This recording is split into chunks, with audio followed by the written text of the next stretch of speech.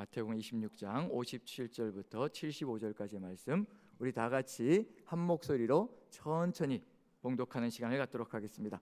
다 같이 읽습니다. 시작.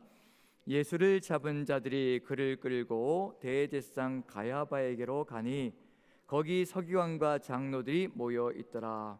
베드로가 멀찍이 예수를 따라 대제사장의 집 뜰에까지 가서 그 결말을 보려고 안에 들어가 하인들과 함께 앉아 있더라.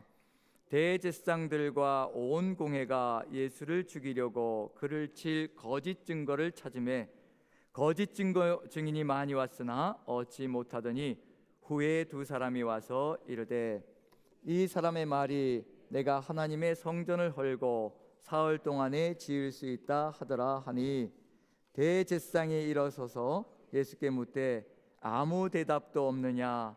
이 사람들이 너를 치는 증거가 어떠하냐 하되 예수께서 침묵하시거늘 대제사장이 이르되 내가 너로 살아계신 하나님께 맹세하게 하노니 내가 하나님의 아들 그리스도인지 우리에게 말하라.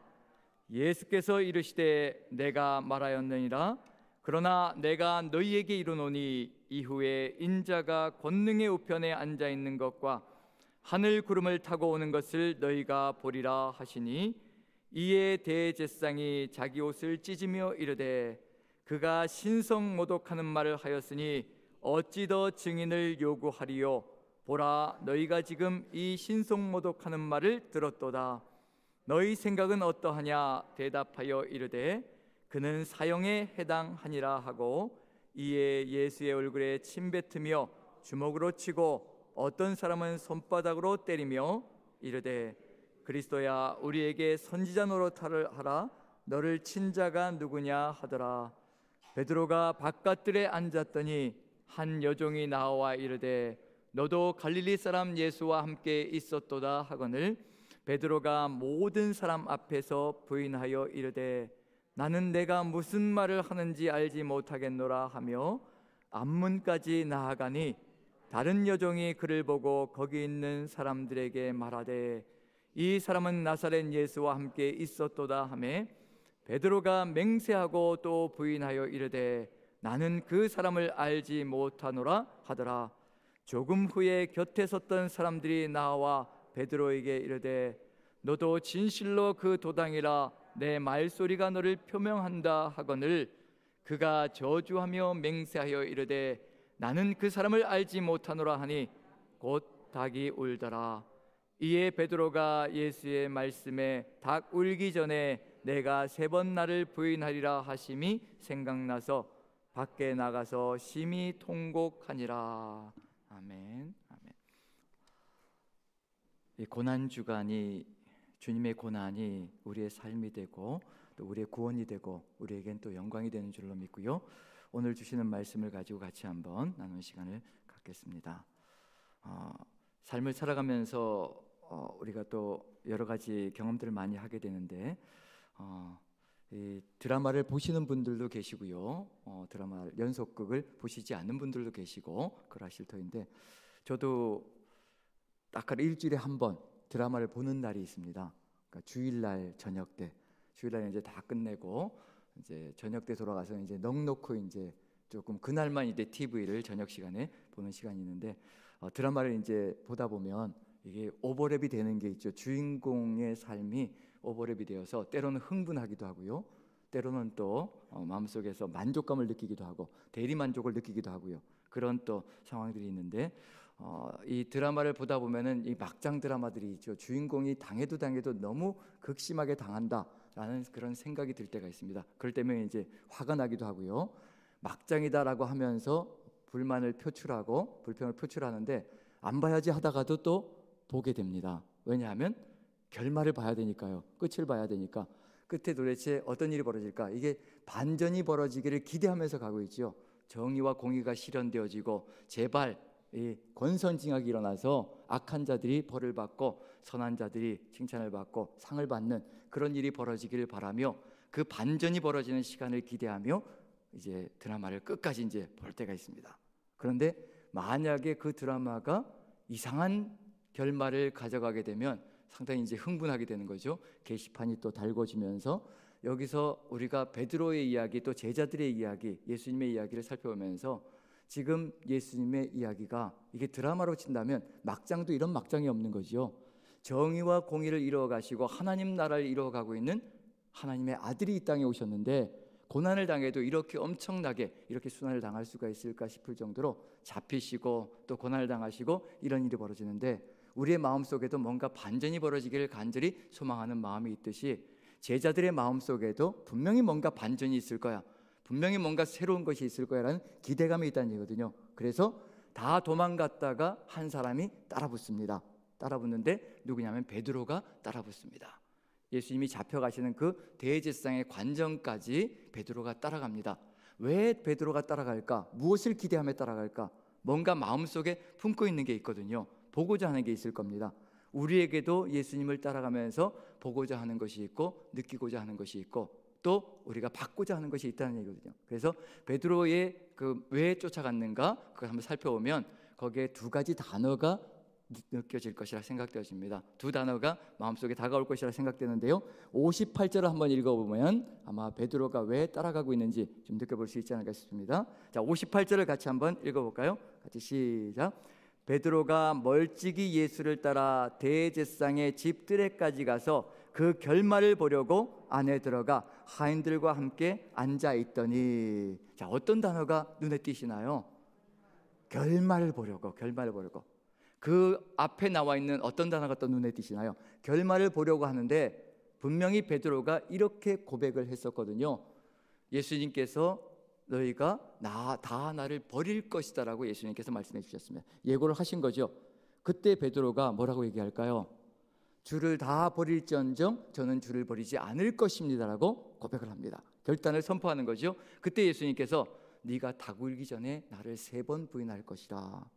그때 베드로가 제가 주와 함께 죽을지언정 절대로 주를 부인하지 않을 것입니다 라고 결단했던 사람이 바로 베드로였습니다. 그런데 다 도망갔다가 이제 베드로가 따라가고 있는 중입니다. 어떻게 따라가고 있다고 얘기하고 있나요? 멀찍이 따라가고 있다고 얘기하고 있습니다. 결말을 보려고 멀찍이 주와 함께 죽겠나이다라고 고백했던, 결단했던 베드로가 멀찍이 떨어져서, 아포마크리스라는 단어인데요, 두 단어가 합성되어 있습니다. 아포는 분리되어져 있다는 뜻이고요, 마크로스는 같은 그룹이 아니라고 여길 정도로 멀리 떨어져 있는 것, 먼 거리를 가지고 있는 걸 얘기하는 겁니다. 예수 그리스도와 한 편이 아니라는 것을 보여주는 것처럼 멀찍이 떨어져서 가고 있는 중입니다. 우리의 삶 속에서는 어떤 마음이 들고 있는지, 이 베드로의 이야기가 남의 이야기가 아니라 제 이야기 같고요, 그리고 우리의 이야기 같다는 생각이 듭니다. 우리도 예수님께서 좋은 것을 주실 때는 가까이 함께 모든 것을 같이 누리기를 소망하다가 뭔가 힘겹고 어려운 일이 닥칠 때는 좀 멀리 하고 싶은 그런 마음이 들 때가 있지 않은가라는 생각이 듭니다. 즉 고난은 멀찍이서 바라보고 그 다음에 영광은 어찌하든지 함께 누리기를 소망하는 그 마음이 우리 안에 있다면 베드로의 이 심령이 남의 이야기가 아니라 바로 우리 자신들의 이야기가 아닌가라는 생각이 듭니다. 지금 베드로가 멀찍이 떨어져서 무엇을 보려고 가고 있는 중이냐면요, 결말을 보려고 가고 있는 중입니다. 어떤 결말을 기대하고 있는 중일까요? 반전이 있을 거야. 분명히 반전이 있을 거야. 주님은 이렇게 죽지 않으실 거고 이렇게 끝장내지 않으실 거야. 분명히 12군단 더 되는 천사들을 동원해서라도 뭔가 새로운 반전을 일으켜서 우리에게 뭔가 새로운 것, 우리에게 얘기했던 그 하나님 나라, 그것을 우리에게 우리가 원하는 방식대로 이루어 줄 거야. 그 결말을 기대하면서 가고 있는 중일 겁니다. 마지막까지 따라붙는 거죠.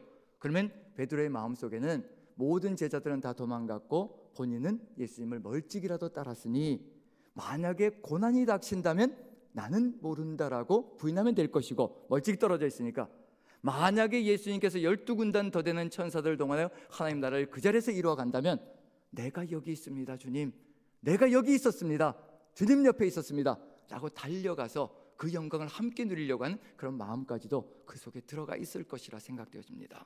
제 심정이 그대로 느껴지고요, 우리의 심정이 그대로 느껴집니다. 주님의 그 마음도 아마 베드로를 보면서 어떤 심정일 것인가 그대로 느껴지는 순간이 아닌가라는 생각이 듭니다. 우리의 마음속에 정말 주 예수 그리스도의 그 고난 속에 우리 다 함께 동참하기를 간절히 소망하며 나아가고 있는 이 고난 주간인지, 아니면 고난은 멀찍이 영광은 가장 가까이에서 가장 먼저 누리기를 소망하는 것이 나의 마음속에 들어가 있는 것인지, 그걸 되짚어보는 것이 이 고난주간의 첫날이 아닌가라는 생각이 듭니다. 이제 베드로가 예수님께서 보여주시는 그 결말이 어떠냐에 따라서요, 예수님께 나아가서 내가 예수님과 함께 있었습니다라고 고백하든지 아니면 주를 부인하든지 그 일이 벌어질 것이라 생각되어집니다. 이제 가운데 어떤 얘기가 들어가 있을 것이냐면요, 이 베드로의 이야기와 베드로의 이야기가 테두리로 감싸져 있다면 가운데 예수님의 이야기가 들어가 있습니다. 그 예수님의 이야기 속에서 어떤 결말을 볼 것이냐에 따라서 우리의 태도는 달라질 수가 있습니다. 우리는 어떤 결말을 기대하고 있는가? 베드로가 기대하는 결말은 무엇인가?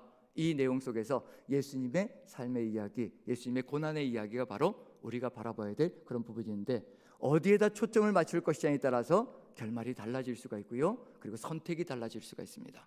예수님께서 두 가지를 보여주실 터인데, 예수님께서 하신 말씀이 두 가지가 있을 터인데요, 그 두 가지의 내용 속에서 우리가 어디를 볼 것인가, 그리고 어디를 바라보며 나아갈 것인가에서 달라지지 않을까라는 생각이 듭니다. 대지상들이, 그리고 온 공회가 예수를 찾을 증거를 찾아서, 즉 죽일 증거를 찾아서 혈안이 되어서 찾고 있는 중입니다. 마침 그때 이제 두 명의 증인이 나타나서, 증인으로 합당한 숫자이기도 하죠. 두 명의 증인이 나타나서 증언을 합니다. 이것이 우리에게는 어떤 의미인지, 어떤 결말이 될 것인지. 자, 60절, 61절 같이 한번 읽어보겠습니다. 60절, 61절 같이 시작. 거짓 증인이 많이 왔으나 얻지 못하더니 후에 두 사람이 와서 이르되 이 사람의 말이 내가 하나님의 성전을 헐고 사흘 동안에 지을 수 있다 하더라 하니. 누가 하신 말씀이냐면요, 예수님께서 하신 말씀입니다. 베드로도 이 이야기를 들었습니다. 베드로도 분명히 들었고요, 제자들 모두가 이 이야기를 들었습니다. 예수님께서 하시는 이 말씀을, 즉 성전을 헐고 사흘 동안에 지을 수 있다라는 이 말씀을 제자들도 들었고, 이 증인들이 와서 이 이야기를 했다라고 얘기합니다. 사람들이 듣기에는 신성모독이죠. 이것도 신성모독입니다. 성전을 헌다고 하는 것, 하나님이 거하시는 성전을 헌다고 하는 것은 신성모독 속에 포함되는 것이기 때문에 이 이야기가 어떤 의미를 가지고 있는 것인가? 성전을 헐고 사흘 동안에 지을 수 있다. 지금 우리는 이것을 그대로 깨닫고 있습니다. 어떤 의미일까요? 이 의미는 바로 예수 그리스도께서 자신의 몸을 다 내어 던지셔서, 다 깨뜨리셔서 결국 우리를 구원하시겠다는 의미가 이 안에 들어가 있습니다. 성전된 자신의 몸을 내어 던지셔서 다 십자가에 못 박고, 그리고 사흘 만에 부활하셔서 우리를 구원의 길로 이끌어 가신다는 십자가의 의미가 이 안에 그대로 들어가 있습니다. 하지만 믿지 않는 사람들에게는 십자가가 아니라 신성모독이 그 안에 들어가 있다는 얘기거든요. 지금 베드로는 이것을 무엇으로 어떻게 보고 있을 것인가? 이것을 신성모독으로 보고 있을 것인가? 아니면 정말 주 예수 그리스도의 십자가로 받을 것인가? 언제 되어서야 이것을 깨달았다고 얘기하냐면요, 예수님께서 부활하신 다음에 죽은 자 가운데서 살아나신 다음에야 이것이 바로 예수님께서 성전된 자기 몸을 인하여, 그리고 자기 몸에 대하여 말씀하신 것이라는 것을 깨달았다고 얘기합니다. 이 속에 무엇이 들어가 있냐면요, 십자가를 통과하지 않으면 이 말의 의미조차 이해하지 못하고 깨닫지 못한다는 것을 의미하고 있는 중입니다. 지금 이 이야기를 베드로가 듣고 있고, 그리고 또 증인들이 나타나서 얘기하고 있습니다. 그런데 문제는 뭐냐면요, 예수님께서 한 말씀도 하지 못하신다는 얘기입니다. 62절 같이 한번 읽어보죠. 같이 시작. 대제사장이 일어서서 예수께 묻되 아무 대답도 없느냐? 이 사람들이 너를 치는 증거가 어떠하냐 하되 침묵으로 일관하고 계시는 중입니다. 여기에 대해서 뭔가 변명을 하고 이것이 무슨 의미인지 다 이야기를 하고 나가야 될 터인데 전혀 말씀을 하지 않으십니다. 왜냐하면 이미 십자가 지시기로 작정하셨고, 이 모든 것들을 다 받기로 작정하셨기에 변명을 할 여지가 없고, 이 모든 길을 걸어가실 준비가 되어 있다는 것, 우리를 위해서 모든 것을 다 내어주실 준비가 되어 있고, 이미 십자가를 통해서 우리를 구원하실 그런 의미를 다 가지고 계셨기 때문에 변명할 여지가 없다는 것을 얘기하고 있는 중입니다. 베드로는 무엇을 보았을까요? 베드로는 무엇이 보였을까요? 이 이야기를 분명히 자신들에게 해주셨는데 거기에 대해서 아무 말도 하지 못하고 아무 변명도 하지 못하고 거기에 대해서 입증도 못하는, 정말 주가 아니라 여기에 대해서 정말 변명조차 하지 못하는 어리석은 한 인생을 보고 있는 것과 같은 의미가 베드로의 이야기 속에, 베드로의 마음 속에 느껴졌을 것이라고 생각되어집니다. 정말 이분을 따라가야 될 것인가, 이분을 안다라고 고백해야 될 것인가 라고 생각할 때 부인하고 싶은 마음이 그 안에 들어가 있을 것이라고 생각되어집니다. 자, 그 다음에 보면요, 63절 보시면 이제 이 신성모독을 더욱더 확증적으로 예수님의 입에서 듣고 싶은 대제사장들이 이제 질문을 합니다. 63절 같이 한번 읽어보죠. 같이 시작. 예수께서 침묵하시거늘 대제사장이 이르되 내가 너로 살아계신 하나님께 맹세하게 하노니 내가 하나님의 아들 그리스도인지 우리에게 말하라. 하나님의 아들 그리스도인지 우리에게 말하라고 얘기할 때 이 말에 대해서 어떻게 이야기할 것인가에 따라서 결말이 달라질 수가 있습니다. 하나님의 아들 그리스도인지, 그때 예수님께서 망설이지 않으시고, 제가 읽어보겠습니다. 망설이지 않으시고 64절을 읽습니다. 예수께서 이르시되 내가 말하였느니라. 그러나 내가 너희에게 이르노니 이후에 인자가 권능의 우편에 앉아 있는 것과 하늘 구름을 타고 오는 것을 너희가 보리라 하시니. 여기서 분명하게 예수님께서 말씀하시는 것은 내가 바로 하나님의 아들 그리스도다라고 고백하고 있는 중입니다. 말씀하시고 선포하고 있는 중이거든요. 그리고 분명하게 선포하는 게 뭐냐면 이후에 인자가 권능의 우편에 앉아 있는 것과 하늘 구름을 타고 오는 것을 너희가 보리라. 메시아라는 것을 그대로 선포하고 있는 중입니다. 그런데 이 내용 속에 들어가 있는 건 어떤 의미를 가지고 있는 것일까? 십자가를 지시고 분명히 죽으실 겁니다. 십자가에서 처참하게 죽임을 당하실 것인데 그것이 끝이 아니라 사흘 만에 살아나실 것이고, 그리고 권능의 우편에 앉으시고, 그리고 무엇으로 오신다고요? 구름을 타고 오는 것을 보리라. 심판주로 오신다는 것을 이야기하고 있는 중입니다. 지금 여기서 우리가 분명히 기억해야 될 것은 뭐냐면요, 십자가 지신 그 주님께서 끝장을 내신 것이 아니라, 십자가에서 죽으신 것이 아니라 살아나셨고 지금도 어디에 계시는가, 그걸 알려주고 계시는 중입니다. 지금도 하나님 보좌 우편에 앉아 계시고 이제 구름을 타고 오실 것이라는 것, 심판주로 이 세상에 오실 것이라는 것을 얘기하고 있습니다. 그런데 언제인지가 또 중요합니다. 이후에라고 되어 있습니다. 이후에. 지금 당장은 그게 보이지 않는다는 얘기거든요. 이후에 이와 같은 역사가 벌어질 것이라. 이게 누구의 눈 속에 보일 것인가? 어떤 사람의 눈 속에 이것이 보일 것인가? 십자가에 죽으시고 그리고 모든 것을 끝내신 예수님께서 다시 심판주로 오실 것이라는 것을 어떤 사람이 믿고 확신하며 나아갈 것인가? 누구의 이야기 속에 들어가 있냐면요, 스데반 집사님의 이야기 속에 이런 이야기가 들어가 있습니다. 돌에 맞아 죽으실 때 스데반이 성령이 충만하여 하늘을 우러러보며 하나님의 영광과 및 예수 그리스도께서 하나님 보좌 우편에 서신 것을 보았다라고 얘기합니다. 내가 하나님과 그의 예수 그리스도께서 하나님 보좌 우편에 서신 것을 내가 보노라라고 얘기합니다. 어떤 때 볼 수 있다는 얘기냐면요, 성령 충만할 때 볼 수 있다는 것을 보여주고 있는 중입니다. 우리가 성령 충만하지 않으면 예수 그리스도께서 하나님 보좌 우편에 서신 것과, 그리고 또 구름을 타시고 심판주로 오실 것이라는 것에 대해서 인정을 못할 것이고 알지 못할 것이라는 얘기거든요. 바로 이것이 언제 일어날 것인가? 예수님께서 부활하신 후에, 그리고 우리에게 성령으로 내주하실 때 바로 이와 같은 확신과 믿음 가운데 가득히 찰 것이라는 것. 하지만 지금 베드로가 보는 것은 무엇일까요? 베드로의 눈에 지금 보이는 것은 처참하게 수모를 당하고 있는 예수님이시고, 그리고 또 예수님의 입에서 구름을 타고 오신다고 하는데 지금 당장은 아무것도 변하는 것이 없고요, 아무것도 보이는 것이 없습니다. 지금 우리 눈앞에도 아무것도 보이는 것이 없고 아무것도 변화된 것이 없다면 우리는 어떤 믿음을 가지고, 어떤 생각을 가지고 살아갈 수 있을 것인가? 어떤 것을 믿으며 걸어갈 수 있을 것인가? 지금 베드로의 이야기 속에 그 이야기가 가득 들어차 있습니다. 그리고 베드로의 눈에 보이는 것이 있습니다. 65절 보면요, 이제 어떤 판결이 내려지는가 한번 읽어볼까요? 65절, 66절 같이 한번 읽어봅니다. 같이 시작. 이에 대제사장이 자기 옷을 찢으며 이르되 그가 신성모독하는 말을 하였으니 어찌 더 증인을 요구하리요? 보라, 너희가 지금 이 신성모독하는 말을 들었도다. 너희 생각은 어떠하냐? 대답하여 이르되 그는 사형에 해당하니라 하고.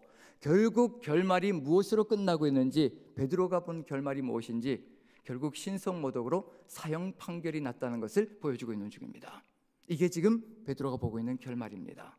지금 베드로에게도 상당히 중요한 의미가 있는 것은 어떤 의미가 있느냐면요, 여기서 내가 하나님의 아들 그리스도인지 말하라 라고 얘기할 때 예수님께서 그렇다라고 얘기하자 신성모독으로 사형 판결이 떨어집니다.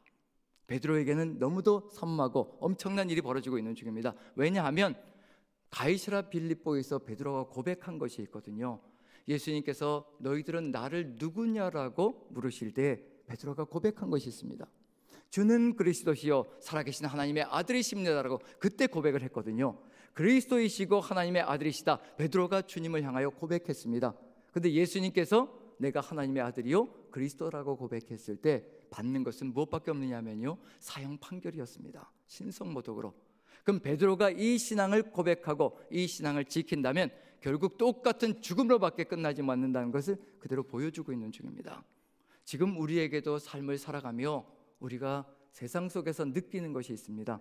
우리가 그리스도인이라고 얘기할 때, 그리스도인의 삶을 살아갈 때 정말 예수 그리스도를 주로 고백하고 예수 그리스도의 그 십자가의 길을 우리가 세상 속에서 살아갈 때 우리가 세상 사람들에게 엄청난 대접을 받으며 살아갈 것인가, 아니면 푸대접과 조롱을 받으며 살아갈 것인가. 그러다 보면 우리의 입술에서 주는 그리스도시여 살아계신 하나님의 아들이십니다라는 고백보다는 우리가 세상 사람과 타협하려고 하는 마음들이 들어갈 때가 참 많다는 것을 한번 생각해 볼 수 있을 것 같습니다. 지금 베드로의 이야기 속에서도 만약에 예수 그리스도를 주로 고백하고 그리고 예수님을 왕으로 고백하며 그리고 하나님의 아들로 고백한다면 예수님께서 주신 말씀 하나하나를 그대로 삶으로 이루어가야 된다는 것, 그것이 얼마나 엄청난 일이 될 것인가. 우리의 삶 속에서도 역시 마찬가지일 겁니다. 세상 속에 들어가서 예수님께서 주신 그 말씀대로 살아간다는 것이, 이것이 어떤 의미를 가지고 있을 것인가, 우리가 어떤 삶을 살아갈 수 있을 것인가, 그것을 생각해 본다면, 어떤 결말로 갈 것인가를 한번 생각해 본다면요, 베드로의 그 마음도 우리가 이해가 되지 않을까라는 생각이 듭니다. 그리고 사형 판결이 내려진 다음에 벌어지는 일들이 있습니다. 같이 한번 읽어볼까요? 67절 68절입니다. 같이 한번 읽습니다. 시작. 이에 예수의 얼굴에 침 뱉으며 주먹으로 치고 어떤 사람은 손바닥으로 때리며 이르되 그리스도야 우리에게 선지자 노릇을 하라. 너를 친 자가 누구냐 하더라. 이렇게 조롱과 핍박과 그리고 박해, 이런 것들이 바로 예수님에게 다가왔던 것이라면, 베드로가 만약에 이 신앙을 고백하며 주는 그리스도시고 하나님의 아들이시다라는 이 신앙 고백을 끝까지 지켜나간다면 똑같은 것밖에 겪을 수 없다는 것을 베드로도 보았을 것이고요, 느꼈을 것이라 생각되어집니다. 그렇기 때문에 베드로의 입술에서 어떤 말이 나갈 수밖에 없을까? 부인하는 말이 나갈 수밖에 없는 것. 이런 결말이라면 내가 따라가야 될 필요가 있을 것인가? 반전을 기대하며 왔는데, 축복을 기대하며 왔는데 이런 일들이 있다면, 이런 결말이 있다면 이것을 따라가야 될 필요가 있을까? 그것이 바로 베드로의 이야기 속에, 우리의 이야기 속에 들어가 있는 내용이라고 생각되어집니다. 그래서 베드로가 하는 것이 있지요. 너도 갈릴리 사람 예수와 함께 있었다. 거기에 대해서 3번을 부인하는 이야기가 들어갑니다. 3번을 부인하는데, 첫 번째는 모든 사람들 앞에서 부인하여 이르되, 그 다음엔 2번째는 맹세하여 부인하여 이르되, 그리고 3번째는 저주하며 맹세하여 부인하였다라고 되어 있습니다. 점점 더 강도가 세집니다. 나는 그 사람과 아무 관계가 없다. 나는 그와 아무 관계가 없다. 심지어는 마지막에 저주하며 맹세하였다라고 되어 있습니다. 저주하였다는 얘기는 저렇게 저주받을 인생과 내가 전혀 상관이 없다라고 고백하며 그리고 결단하며 나아가는 철저한 부인을 의미하는 겁니다. 3번을 부인했다는 얘기는 완전히 끝을 내는 것이고 사회를 그리고 결말을 내고 있다는 것을 얘기하고 있는 중입니다. 지금 우리에게도 이런 삶의 길들이 열려져 간다면, 우리에게도 이와 같이 주님을 향하여 이런 고백을 요구하는 그런 상황들이 펼쳐져 간다면 우리는 세상 속에서 어떤 고백을 할 것인지, 세상 속에서 살아가며 어떻게 주를 이야기하며 나아갈 것인지, 지금 베드로의 이야기는 남의 이야기가 아니라 바로 우리 자신의 이야기라는 것을 마음에 새긴다면요, 지금 우리가 걸어가야 될 길이 무엇인지 느껴볼 수 있지 않을까라는 생각이 듭니다. 오늘 이 순간에 우리가 다시 한번 더 생각하며 우리가 지금 보고 있는 것은 무엇인지 한번 생각해 봤으면 좋겠습니다. 우리는 무엇을 보고 있을까요? 예수님께서 성전을 헐라 사흘 만에 내가 일으킬 것이라, 우린 이미 그 경험을 하였습니다.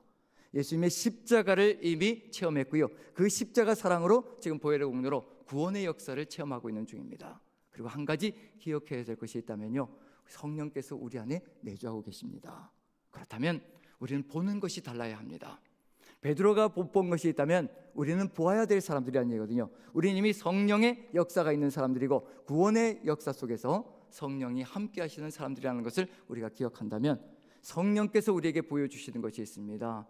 예수님께서 하나님 보좌 우편에 앉아 계시고 그리고 하늘 보지 구름을 타시고 심판주로 오실 것이라는 것, 그것이 언제인지는 알 수 없지만, 내일이 될지 모레가 될지 언제가 될지는 알 수 없지만 예수님께서 하늘 구름을 타시고 이 세상을 심판하시기 위해서 오시는 날이 있다는 것을 우리가 마음에 새긴다면요, 지금 이 시간 우리가 주님을 바라보며 걸어가야 될 삶의 길이 무엇인지, 삶의 여정 속에서 힘겹고 어려운 그런 여정들이 펼쳐질지라도 우리 주님께서 우리와 함께 하시며 우리의 삶 모두 하나하나, 그리고 세상의 모든 것들을 하나하나 심판하실 것이라는 것을 마음에 새긴다면 주님을 바라보며 이 고난 주간에 다시 한 번 더 주님과 함께 동행하는 귀한 삶이 될 것이라 생각되어지고요, 그 주님과 함께 동행하며 주의 뜻을 온전히 이루어가는 저와 여러분들 되시기를 간절히 축원드립니다.